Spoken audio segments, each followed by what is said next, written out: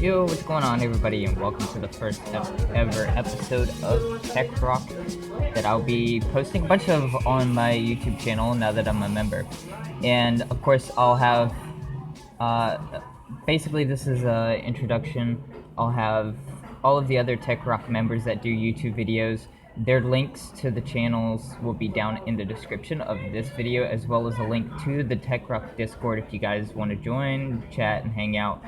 But anyways, over here on the SMP right now, and we're going to be doing a little bit of stuff. I've restocked a bunch of redstone supplies, but unfortunately our redstone stocks have been nearly depleted. We have maybe like 20 redstone blocks left, so I've put a hold on that, and now I'm going to be working on a 400 furnace super smelter that we'll be building over here close to spawn, and I already have a location and stuff picked out, so I'm gonna go over there and show you guys. This is spawn, and also known as Czechoslovakia. This is where all of our smaller farms and stuff are built. But also, I don't have any armor and stuff set up besides I have an elytra and a pair of pants, and that's it for right now. But they're working on building a trading hall since the update, the village and pillage update, broke this one, which is right over here. But anyways, I'm gonna go over to where the super smelter is going to be built, and I've also been working on a huge redstone project that will be coming out on my channel as my special 500 sub special. So definitely stay tuned for that. That's gonna be awesome to show off and everything, because I spent a lot of time and effort building that. But anyways, over here, this is the witch farm that we have, and this right here is going to be a full perimeter that we're gonna dig out all the way down to bedrock so that we get maximum amounts of rates from this witch hut right here. But over here on the other side of the witch hut is where the cactus farm is. Right over there, you can see a little bit of it. They're still working on doing the pixel art for the outside of it, but this will be a really good location for a 400 super smelter because it's close enough to spawn to where we can get to it really easily, and since it already has a cactus farm, we can get a bunch of green dyes to craft glass and stuff. But the reason why we're doing a smaller super smelter to begin with is so that we can get glass and colored glass and everything. We'll have flower farms in this area so that we can get colored dye, and then we can use the super smelter to get fuel and stuff for the big smelter. So we'll have a tree farm over here. We're gonna have the cactus farm, probably a sea pickle farm as well, so that we can get lime green dye, and then maybe an XP bank to smelt the cactus, since I figured that it'd be kind of pointless to use the 400 furnace super smelter to smelt the cactus and stuff. So this is going to be the area. I'm going to hop over to my redstone testing world and design like an industrial district around here. I don't know if we're going to keep this or not. We haven't really decided.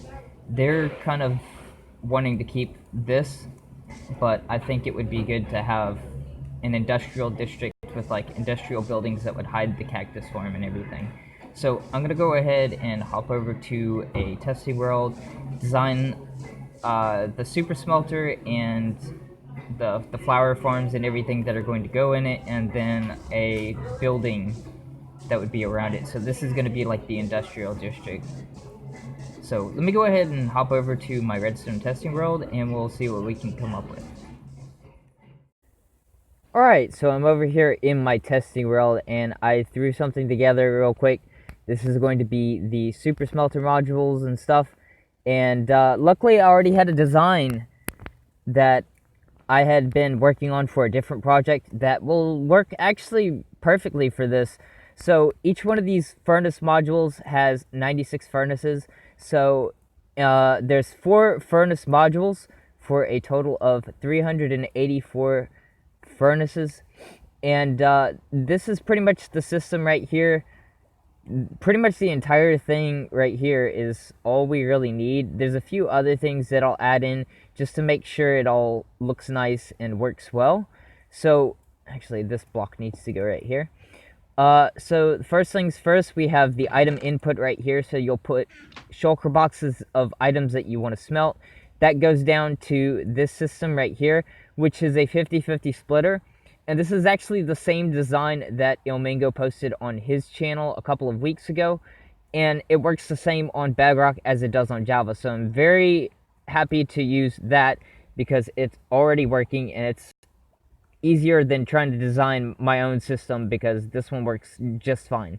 So the items in here will get split up between these two hoppers and get sent between these two sides of the super smelter. And this right here is to launch the shulker box that's in the dropper, and it goes down a dropper line right here. So the first shulker box that comes through will land in here. The comparator will fire the rising edge monostable, which will fire the first dropper right here by powering that redstone dust through the block.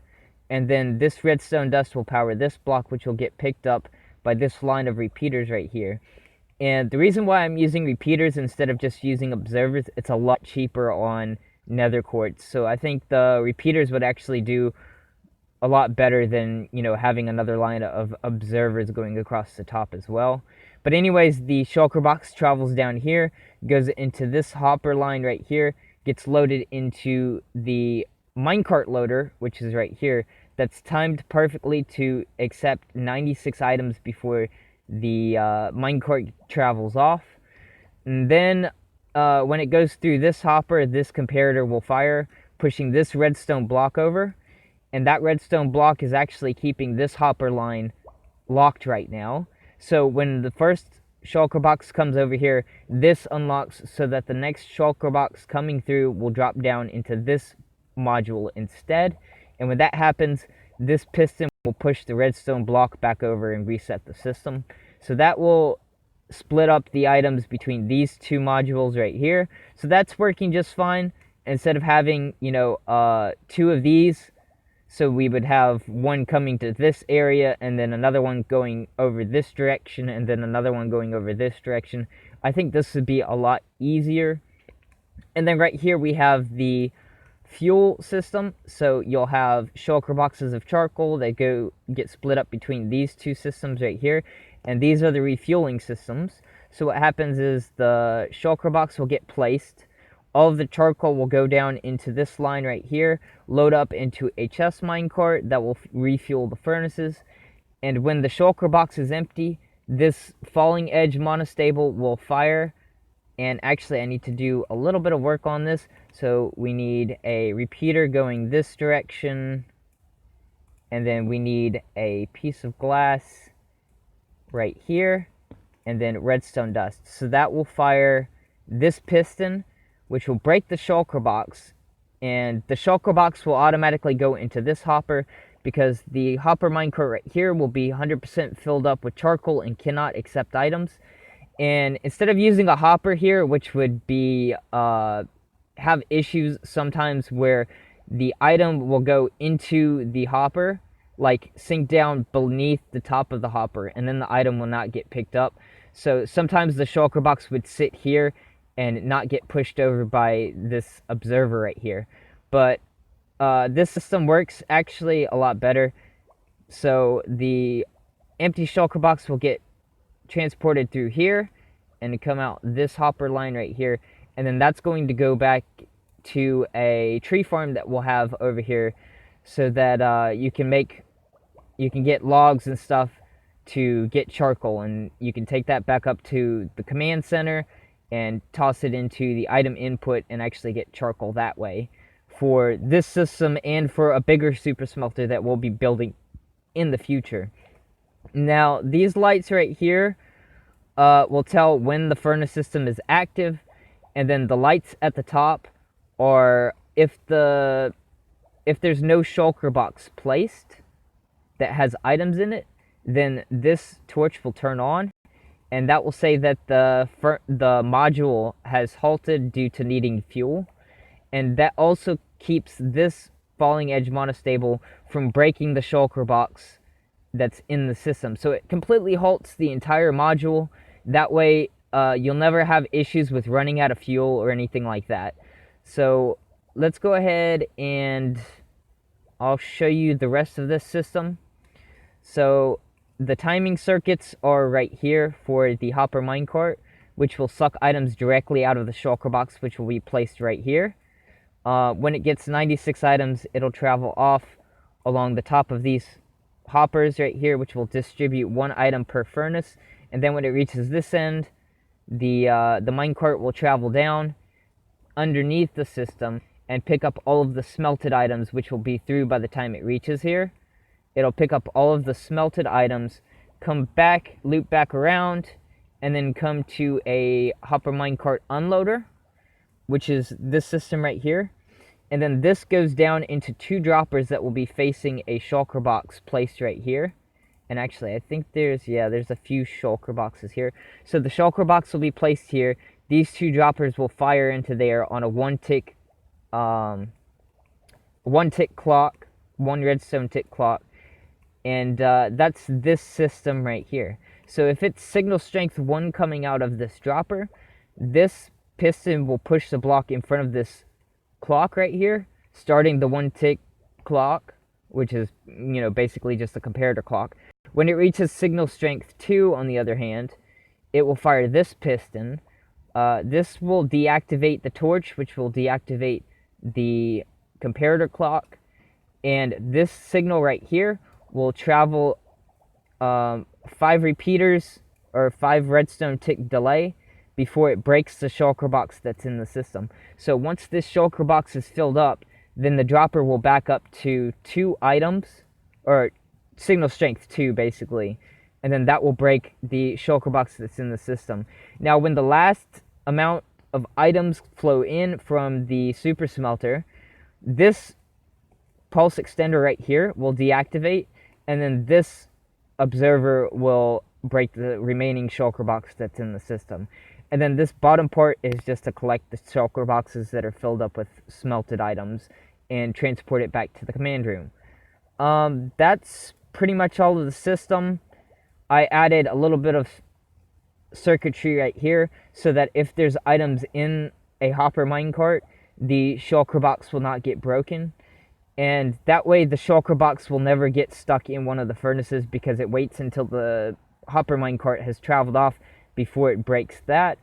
And then there's the hoppers right here that will collect the empty shulker boxes and send these down to restock the shulker box loader down here at the bottom. And there's also a little bit of circuitry right here as well, so that when the hopper minecart comes up and lands on this hopper, this activate or detector rail right there, and then the detector rail that's on top of the hopper will actually keep the hopper locked, so that the hopper can't suck any items out of the hopper minecart. Once that happens, that's pretty much self-explanatory. It keeps items in the hopper minecart, which is what we want. And then, of course, this trapdoor will open whenever it's full, and it will get sent off across the top of the furnaces. This right here is another comparator that will fire if the hopper minecart travels across. And what that does is it sends the signal this direction to this system right here, and that will actually open this fence gate right here, allowing another hopper minecart that will be resting in this minecart magazine. It will open that and allow a minecart to drop down onto those rails and then travel back off into the minecart loading system, so that you don't have to wait for the first minecart to return before you load up another minecart. Otherwise, that would take way too long and it would slow the furnace system down. But anyways, this is pretty much all I've gotten so far. A few things that I want to do is I need to figure out where I'm going to put the tree farm, and I'm thinking I'm going to have it back here in the back section, and all of the empty shulker boxes that come from the refueling system will go directly to the tree farm, and then that way you know exactly how many fuel shulker boxes you need, exactly how many shulker boxes you need to refuel the furnace system with fuel.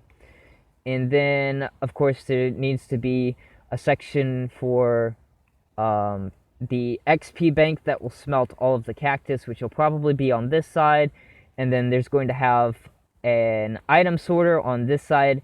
It's going to get all of the flowers from the different flower farms, so that we have dye and stuff to dye glass or whatever it is that we're smelting currently. That way we can use this furnace system with the dye and everything all in the same area without having to travel back and forth between different areas of the world. One other thing I was thinking about installing, though, would be a quick crafting system.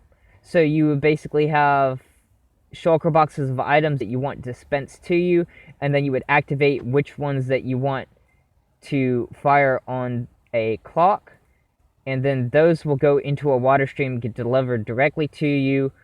You'll sit in front of a crafting bench and just sit there and craft all of the items up. And I think that would be really cool. It would be a lot easier to craft a lot of items. I mean, I restocked a bunch of redstone supplies and it took me ages to do. So I think it would be a good idea to have that in the same area as the furnace, so that we can just craft everything that we need. Or maybe even alternatively, in the end with our storage system, we could have a quick crafting system or something like that. But anyways, this is what I got so far. I'm going to continue working on doing the redstone. Now, Navy Nexus has agreed to help me out because he's going to be designing the flower farms that are going to be in the area, and he's also going to be designing some zero-tick cactus farms that are going to be in the area as well.